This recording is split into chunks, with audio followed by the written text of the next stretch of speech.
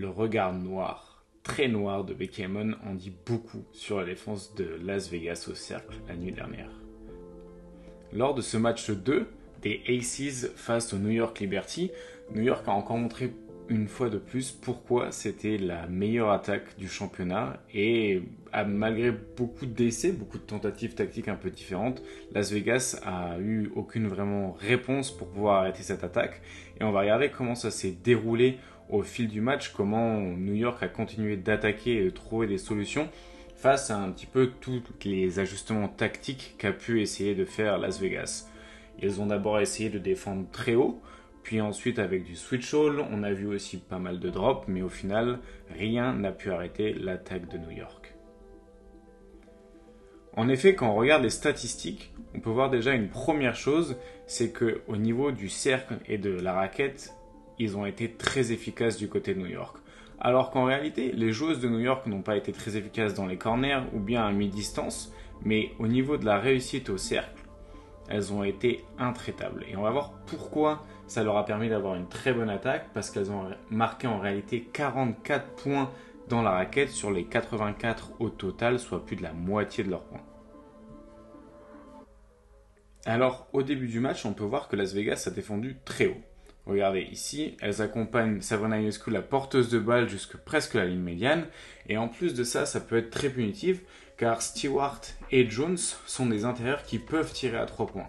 Et quand on voit qu'en plus de ça, les deux autres extérieurs sont situés dans le corner opposé, suivre aussi haut Sabrina Ionescu ouvre une énorme partie du terrain.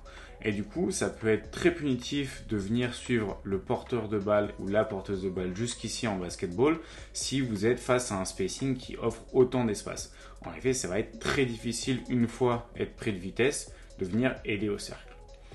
Et au début, elles ont continué à faire ça. On peut venir voir ici par exemple, la défenseuse de la porteuse de balle se situe ici. On a une action off-ball qui se situe là. Une intérieure positionnée ici et une autre extérieure dans le corner. Ce qui fait qu'on a encore une raquette qui est complètement ouverte. Et pourtant, Las Vegas continue de défendre haut et se fait prendre de vitesse une fois l'accès au cercle. On peut remettre aussi en question la protection de cercle d'Aja Wilson, pourtant 2 fois défenseuse de l'année. Alors là, ce qui va être intéressant sur cette action, c'est que d'habitude, au premier match, elles ont switché sur tous les écrans. Et là, elles se font punir parce qu'elles concèdent trop de décalage. On remet l'action. Déjà, on peut remarquer encore une fois que c'est très moderne du côté de New York parce qu'on a une intérieure qui porte la balle et qui force la défense à monter très haut. On a une autre intérieure qui vient poser un écran loin derrière la ligne à 3 points et qui reste une menace parce qu'elle peut tirer à 3 points. Et on a les deux extérieurs du coup dans les corners. Et là, ce qui se passe, comme j'ai dit, c'est qu'au premier match, elles ont switché sur tous les écrans et ça les a forcées à se retrouver dans beaucoup de situations de mismatch. Donc ici, elles ne vont pas switcher. Mais du coup, le problème de ne pas switcher, c'est qu'on peut, en 1 contre 1, concéder un décalage. Du coup, ici, Plum vient protéger un petit peu l'accès au cercle, en sachant que les deux intérieurs de Las Vegas sont bien loin du cercle, plutôt, de la ligne à 3, et plutôt du côté de la ligne à 3 points, avec un kick-out. L'aide, et du coup, il y a un manque de communication ici, qui génère un premier décalage.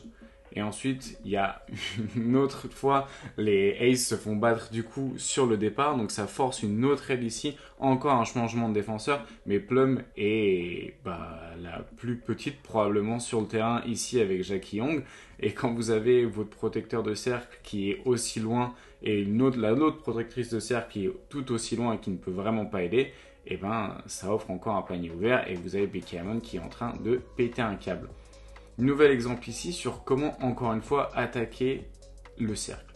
Donc, sortie de temps mort, on retrouve quelque chose qu'on a déjà étudié, c'est le Horns. Donc, on a notre situation en A, entre guillemets, 2 joueuses dans les corners, 2 joueuses en tête de raquette et une porteuse de balle encore plus haut. Donc, vous avez le ballon qui va à Stewart et vous avez une première coupe de Ionescu. Et là, l'attention de la défense se dirige ici. Vous avez encore une fois les protectrices de cercle qui sont loin de la raquette. Et le but, c'est en fait, encore une fois, d'attaquer Plum, qui est bien plus petite que la joueuse sur laquelle elle défend et qui peut absolument pas contrer et protéger le cercle. Et encore une fois, New York a identifié les mismatchs et a su les attaquer même sans le switch. Nouvel exemple ici, encore une fois, Sabrina Ionescu est vraiment un petit peu la détonatrice de tout ça et elle attire tellement la défense que les autres joueuses peuvent être oubliées.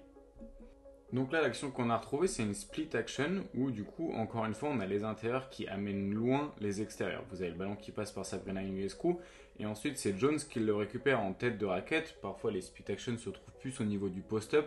En fait, ce qui va se passer, c'est que on va avoir un enchaînement de coupes off-ball et d'écran.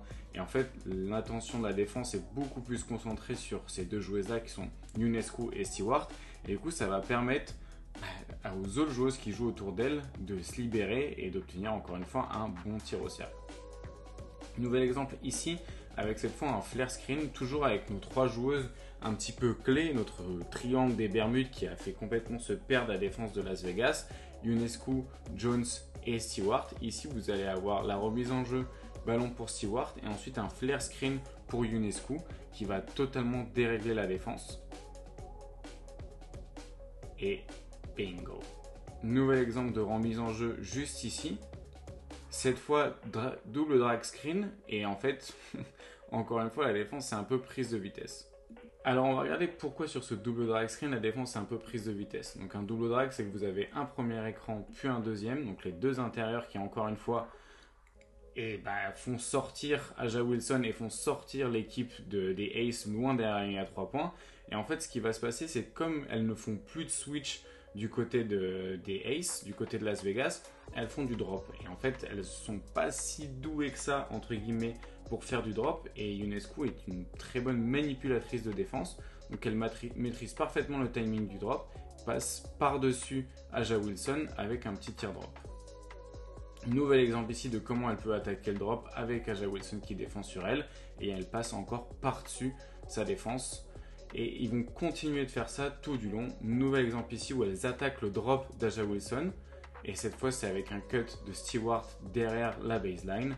Bon, et comme je suis un peu taquin, je vous permets de la regarder au ralenti, mais c'est vraiment impressionnant cette manière de Sabrina Ionescu de vraiment maîtriser la défense et son propre rythme pour trouver les espaces les plus punitifs et les meilleures situations pour ses coéquipières comme pour elle.